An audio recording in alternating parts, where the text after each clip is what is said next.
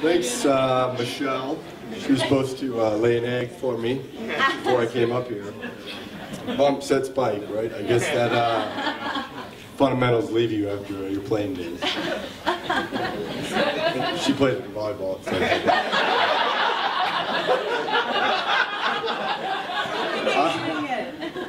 I'm Mike Scheve, best man, and I will try my best not to mumble. I know everybody out there who knows me.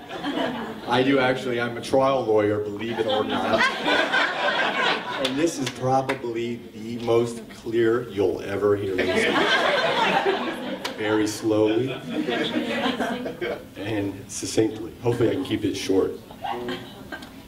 I've known Brian for years. I have countless stories. I lived with him throughout college. And this speech tonight is not about all those stories. It's not about the time he took the girl on a date and her parents raised elephants for the Ringling.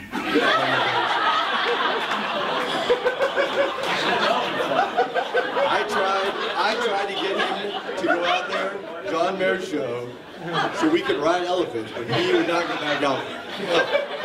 This speech is not about that. It's not about that. It's not about the time that he killed our fish, Poseidon. Yeah. And by killed, I mean he didn't report him missing for 30 days. And we found him flat behind the fish tank. Remember that? Yeah, very well. I love Poseidon. I miss him. But I lived with Brian for about 6 years, and finally I had to move on, and I moved to the thriving metropolis, Macon, Georgia, to go to law school. And while Brian went to Chicago, and we separated, and me and Brian, we were more like brothers than anything else. And I would always get these emails from him. Because we're not like chicks, we don't talk on the phone. Like I would text him, like the extent of our text would be like, hey, you want to go to the Masters? Sure, boom. Next thing you know, we're eating egg salad sandwiches. That's it. You know? But then everybody would get the famous year in review Sasser emails. Or I would get some other ones, like my favorite is Morphing Clouds in Peru.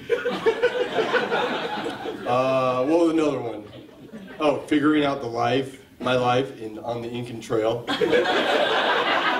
And my personal favorite, my most recent foray with Grandmaster Flash. I don't even know what Grandmaster or why you're with Grandmaster Flash or what foray even means. So I had to look it up. And it is to raid and attack for the purpose of profit. And if you look back, the most recent foray with Grandmaster Flash. This hasn't been the first time, obviously.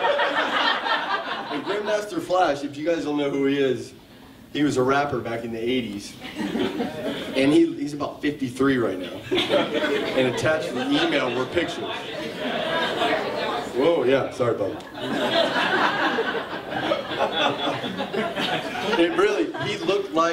The picture looked like a picture from the Shawshank Redemption. It looked like Morgan Freeman and Tim Robbins, right here. Because I don't know what his foray was, but in any event, I have no idea where I was going with that. That was tangential, but very good. It was Michael, love you. My favorite email, though, came December 28th, 2006. I have it printed out right here. Hello, all my people, in all caps. Undisclosed recipients. This is great. The holiday season brings so much fulfillment to our clan.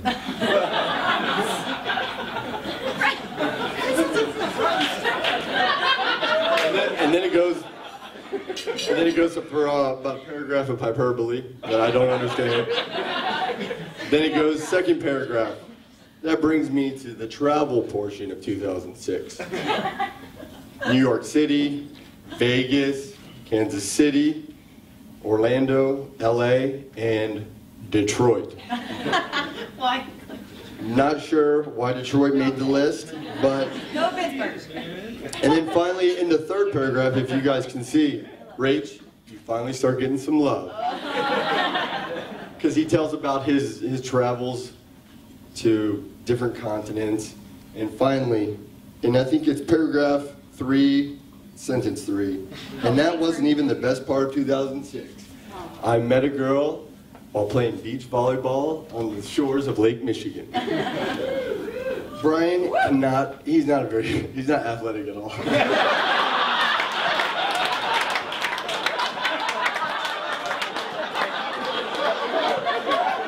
There's just no nice way to put it.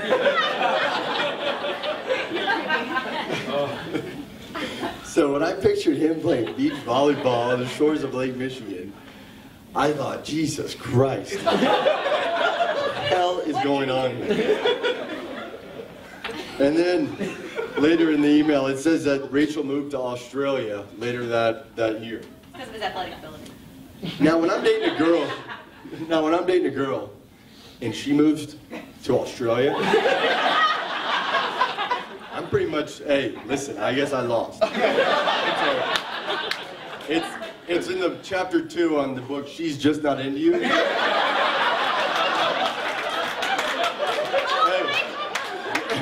and it's right after chapter 1, which is I'm still sleeping with my ex-boyfriend. Is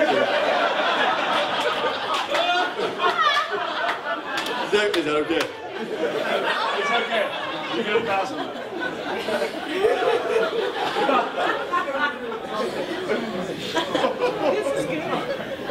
But it's funny, earlier that year I did actually meet Rachel. The first time I met her was at Lollapalooza, August 4th, 2006. Nice.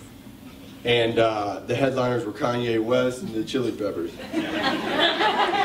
And I remember, I wondered, she didn't like me at first. I was very brash, arrogant, very single. Not anymore.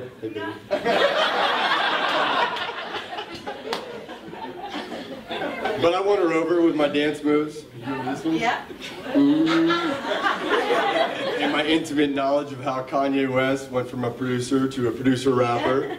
And how I told her that the drummer for the Chili Peppers was Will Ferrell. And if you Google it when you get home, everybody tonight, it is him.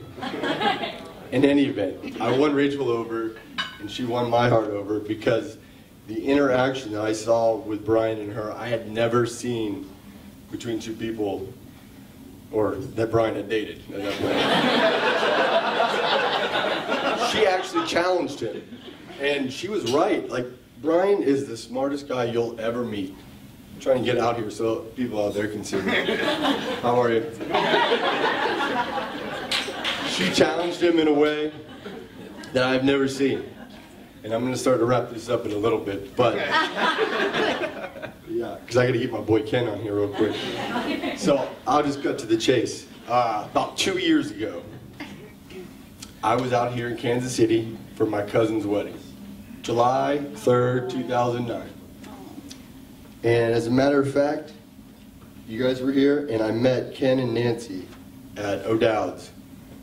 And we had probably a few spirits together, and I woke up the next morning and I knew, before Brian did, I knew I'd be back here in Kansas City in the next couple of years because I knew that they'd be married, because the family is so important to me, to Brian, and once I met them I knew that they were going to get married, and it was just a matter of time before I was back here giving this speech.